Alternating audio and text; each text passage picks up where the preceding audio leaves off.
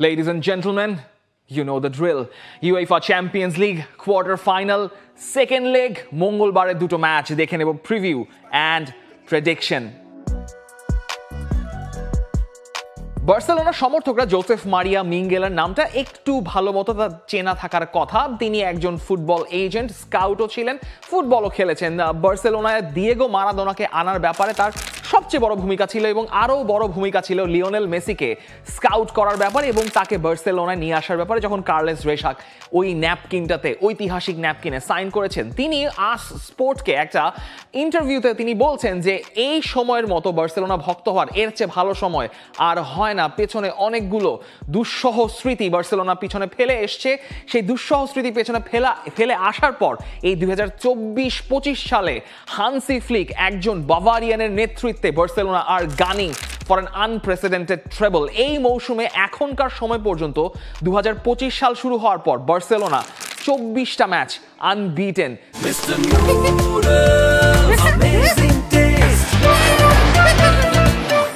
Treble জয়ের কিন্তু একটা ফর্মুলা বার্সেলোনা এর আগে রয়েছে। এই ট্রেবল জয়ের ফর্মুলাটা একটু ব্যাখ্যা করা যাক। আপনার দরকার একজন লা মাসিয়ান গ্র্যাজুয়েট, আপনার দরকার একজন সাউথ আমেরিকান, ব্রাজিলিয়ান হলে সেটা খুবই ভালো, এবং আরেকজন দরকার সেটা হচ্ছে গাইজিন। গাইজিনের অর্থ হচ্ছে একজন foreign player. If you go back in time, MSN এরার সময় বার্সেলোনা ওয়াজ রুথলেস, এবং সেই ট্রেবল জয়ের এরাতে এই এমএসএন ট্রায়ো থেকে গোল এসেছিল 131টা। 3 বছরে এই এমএসএন গোল করেছিল 363টা, কিংবা এরও আগে সেই 2008-9 মৌসুমে মেসি, এতো এবং থিয়েরি অরি ছিলেন, কিন্তু এর চেয়েও এই লা মাসিয়া, সাউথ আমেরিকান এবং গাইজিন ফর্মুলা ছিল 2006 সালে।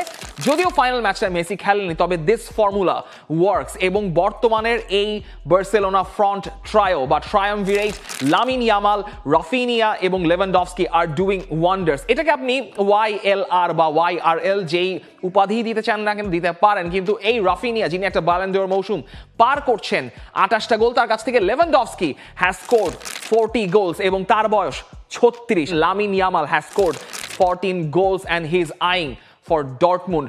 এই লেভানডফস্কি, রাফিনিয়া এবং লামিন ইয়ামালের কারণে তারা যেইভাবে স্পেসিফিক্যালি কাউন্টারে যেভাবে বার্সেলোনা হয়ে চান্সেস ক্রিয়েট করেন, লেভানডফস্কি স্পেস খুঁজে বের করেন, সেখানে রাফিনিয়া তার মতো ওয়ার্ক রেট এর আগে কোনো ফ্রন্ট ট্রায়োতে ট্রায়ামভিরেটে বার্সেলোনা পায়নি। এবং লামিন ইয়ামালের ড্রিবলিং প্রাওয়েস এবং ফাইনাল থার্ডে পাস দেওয়ার যে ক্ষমতাটা, এটা সম্ভবত এই বার্সেলোনার সবচেয়ে ইউনিক ফিচার। তাদের এই ইউনিক ফিচারের কারণে পেদ্রি, ফ্র্যাঙ্কি ডিয়ং বা গাভি যেই পেছনে খেলে না কিন্তু তারাও কিন্তু সাধারণত গোলে কন্ট্রিবিউশন রাখতে পারেন।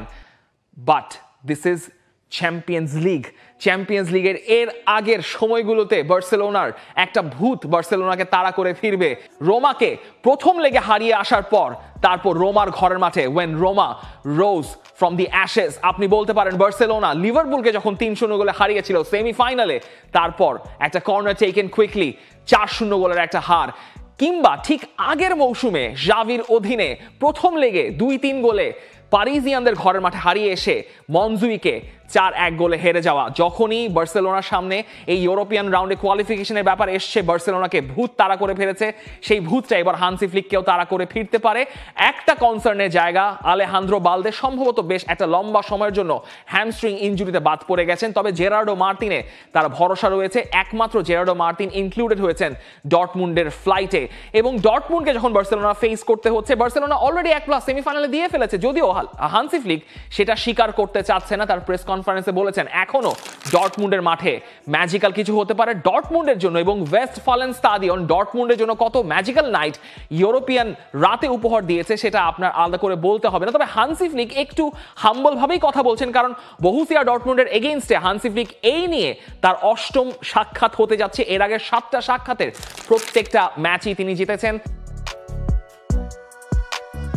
নিকো কোভাচ তিনি বায়ার্ন মিউনিখের সঙ্গে একটা দার ক্লাসিকার ম্যাচ ড্র করে এসছেন মিউনিখের ঘরের মাঠ থেকে, এবং সে কারণেই কোভাচ বলছেন যে তিনি তাদের দলের চান্সেস দেখছেন সেকেন্ড লেগে। 4 গোলের deficit it's not an easy case. তবে এই অ্যাম্বিয়েন্স অর্থাৎ সিগন্যাল ইদুনার ওয়েস্টফালেন স্টাডিয়নে চ্যাম্পিয়ন্স লিগের কোয়ার্টার ফাইনালে বার্সেলোনাকে সেকেন্ড লেগে 4 গোলের ডেফিসিট পার করে পরের রাউন্ডে যাওয়াটা, চিন্তা করাটা আসলে বরুসিয়া ডর্টমুন্ডের জন্য স্বপ্নের চাইতে একটু বেশি আকাশ কুসুম কল্পনা হয়ে দাঁড়াতে পারে। বায়ার্ন মিউনিখের সঙ্গে তাদের ড্র স্যালভেজ করাটা তাদের মৌসুমে খুব একটা সাহায্য আসলে বরুসিয়া ডর্টমুন্ডকে করেনি। তারা এই মুহূর্তে বসে আছে বুন্দেসলিগার 8ম স্থানে। 2014-15 সালের পর এটাই তাদের সবচেয়ে বাজে মৌসুম যাচ্ছে। অনিশ্চয়তা রয়েছে পরের মৌসুমের চ্যাম্পিয়ন্স লিগ আদৌ খেলা হবে কিনা। তাই একটাই মাত্র পথ খোলা, সেটা হচ্ছে চ্যাম্পিয়ন্স লিগ জেতা, and it looks impossible. Hansi Flick's Barcelona will go through the semi-finals of Champions League অর্থাৎ কোয়ার্টার ফাইনাল রাউন্ড পার করে। সেখানে পিএসজি নাকি অ্যাস্টন ভিলা? বার্সেলোনা কিনে সবশেষ যিনি ট্রেবল জিতেছিলেন 2014-15 সালে, now he has an empire in la Parisiens and he is that king of that empire. Luis Enrique তার নিজস্ব ফিলসফি, নিজস্ব আইডেন্টিটিতে 2 বছরের মধ্যে পিএসজিকে খোল নলচে পাল্টে দিয়েছেন। এবং এই পিএসজি আগে যেরকম ছিল সেই পিএসজির সাথে কোনো পরিচয় এখন আপনি মিল খুঁজে পাবেন না। এই পিএসজিতে কোনো সুপারস্টার নেই, এই পিএসজিতে কোনো স্টার পাওয়ার নেই। তারপরও এই পিএসজির আইডেন্টিটি যেভাবে কালেকটিভ অ্যাপ্রোচে একটা রিলেশনিস্ট অ্যাপ্রোচ লুই এনরিকে ইনস্টল করেছেন, তা এই মৌসুমে বার্সেলোনাকে আপনি ট্রেবল কন্টেন্ডার বলতে পারেন, ইন্টারকেও আপনি ট্রেবল কন্টেন্ডার বলতে পারেন, তবে সবচেয়ে পাওয়ারফুল ট্রেবল কন্টেন্ডার সম্ভবত এই মুহূর্তে পিএসজি।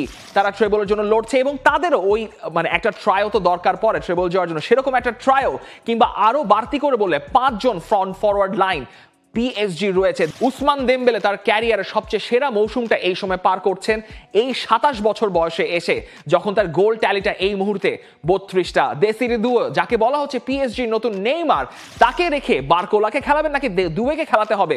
এবং দুয়েকে তিনি অ্যাম্বিডেক্সট্রাস রোলে প্রায় অনেকগুলো জায়গায় কাজে লাগাতে পারেন। সেই দুয়ের কাছ থেকে 12টা গোল আছে। বারকোলা 18টা গোল করে প্রথম লেগে বসেছিলেন বেঞ্চে।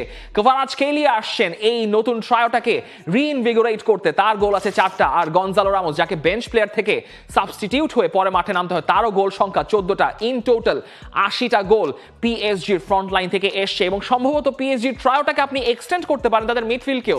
ভিতিনা, জাও নেভস এবং ফাবিয়ান রুইজ, এবং বেঞ্চে বসে থাকা ওয়ারেন জায়ের এমেরি। এবং ইনফ্যাক্ট পিএসজির একটা বড় ভক্ত কিন্তু সম্ভাব্য তাদের অপোনেন্ট, যদি রিয়াল মাদ্রিদ উঠতে পারে, সেই এক্স রিয়াল মাদ্রিদিস্তা সামি খেদিরা বলছেন তিনি এই পিএসজির ফ্যান বনে গেছেন।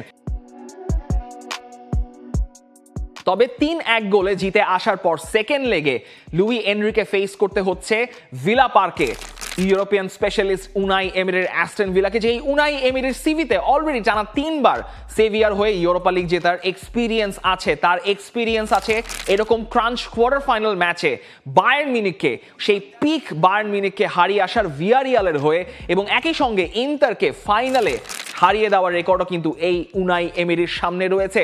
উনাই এমিরি পিএসজির কোচ হিসেবে তিনি একটা লা রেমন্তাদা খেয়ে এসছেন বার্সেলোনার কাছে 6-1 গোলে ফেস করে। সেটা তার অতীতের স্মৃতি, কিন্তু এই বছরের স্মৃতি তার স্মৃতিতে মনে আছে যিনি বায়ার্ন মিউনিখকে 1-0 গোলে হারিয়েছেন অ্যাস্টন ভিলার হয়ে এই ঘরের মাঠে। যখন তারা লাস্ট প্রিমিয়ার লিগ ম্যাচটাও জিতে এসছে, তার উপর দিয়ে এখন তাদেরকে ফেস করার কথা পিএসজিকে। 2টা গোলের ডেফিসিট পার করাটা হয়তো একটু কঠিন হয়ে যাবে, বাট ভিলা পার্কে সবকিছুই সম্ভব।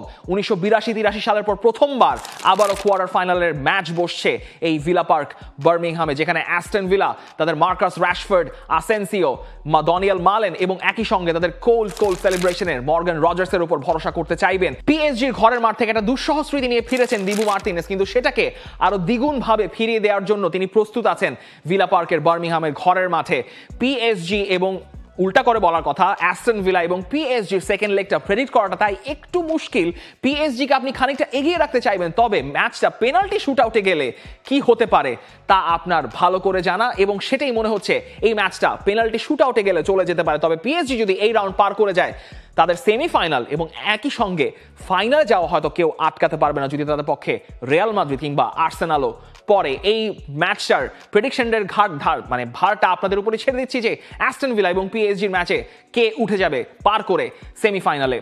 Champions league quarter final second লেগের 2টো ম্যাচ একই সময় শুরু হচ্ছে, এবং সেটা বুধবার রাতে কিংবা মঙ্গলবার দিবাগত রাতে। ডর্টমুন্ডের সিগন্যাল ইদুনা পার্ক ওয়েস্টফালেন স্টেডিয়ামে 4-0 গোলের অ্যাগ্রিগেট লিড নিয়ে মাঠে আসছে বার্সেলোনা, এবং একই সময় একই টাইমে ভিলা পার্ক বার্মিংহামে খেলতে আসবে পিএসজি। তাদের অ্যাগ্রিগেট 3-1। এই champions league quarter final second লেগের মঙ্গল বুধবারের ম্যাচের আপনার প্রেডিকশনটা কিন্তু অবশ্যই জানিয়ে দিবেন কমেন্ট সেকশনে। For more updates, subscribe to our YouTube channel and click on the bell icon. Follow us on Facebook and Instagram. Download T Sports app to enjoy exciting games and highlights. Visit tsports.com.